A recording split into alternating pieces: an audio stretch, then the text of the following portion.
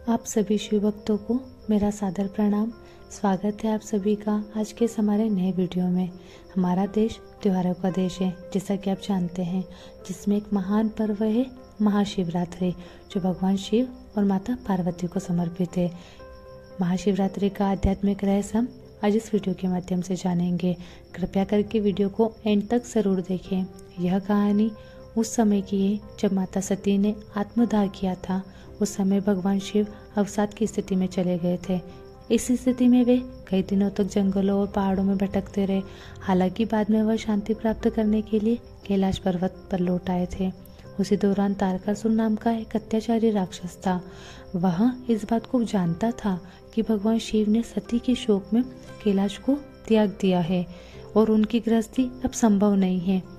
इस स्थिति का लाभ उठाते हुए राक्षस तारकासुर ब्रह्मांड के सर्वशक्तिमान निर्माता भगवान ब्रह्मा की तपस्या करने लगा। जब ब्रह्मा प्रकट हुए तब उसने वरदान मांगा कि उसका मृत्यु केवल भगवान शिव के पुत्रों द्वारा ही हो सके। भगवान ब्रह्मा ने राक्षस तारकासुर को वरदान दे दिया और वहां से चले गए। अब तारकासुर को यह विश्वास हो गया था कि वह अब अमर हो गया है, इसलिए उसने अपनी शक्ति से विश्व को आतंकित करना शुरू कर दिया। उस समय राजा हिमवत अपनी पत्नी मैनावती के साथ हिमालय में रहते थे। राजा हिमवंत की एक बेटी भी थी जिसका नाम था पार्वती। पार्वती को माता सती का ही अवतार कहा जाता है।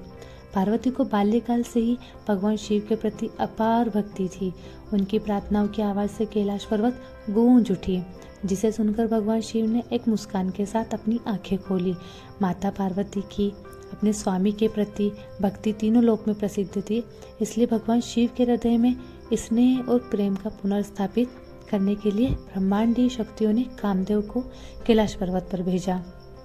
इसके पीछे उनका यह विचार था कि भोले शंकर के हृदय में प्रेम के तीर का प्रहार किया जाए। भगवान शिव उस समय ध्यान की अवस्था में थे। उन्होंने अपनी ओर आते हुए तीर को भाप लिया और क्रोध से उनका तीसरा नेत्र खुल गया, जिससे कामदेव वहीं भस्म हो गया। लेकिन माँ पार्वती की भगवान शिव के प्रति यह प्रेम पूर्ण भक्ति की परीक्षा यही खत्म नहीं हुई। वह हिमालय से दूर चली गई और योगिनी बनने के लिए कैलाश पर्वत पर आ पहुंची।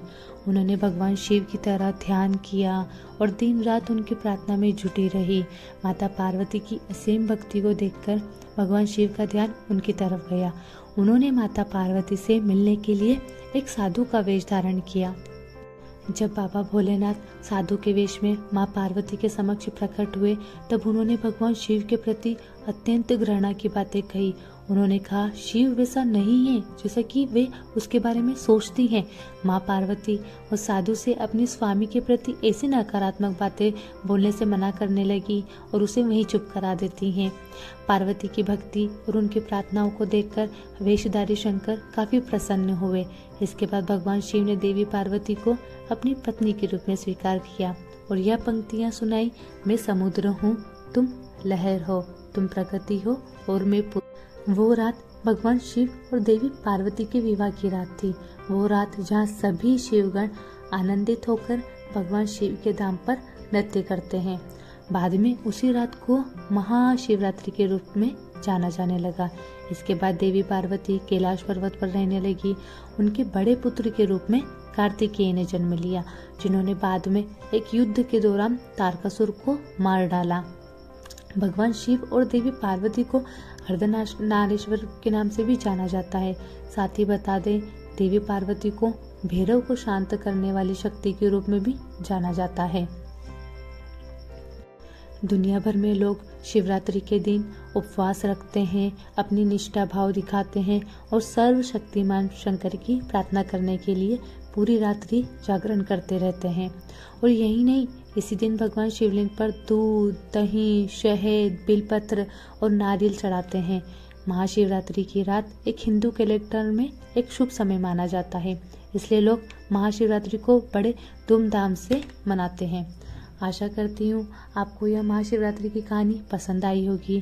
कृपया वीडियो को अपने परिवार व दोस्तों के साथ साझा करें और अगली वीडियो आने तक श्री शिवाय नमस्तुभ्यम व ओम नमः शिवाय का जाप करते रहें। हर हर महादेव।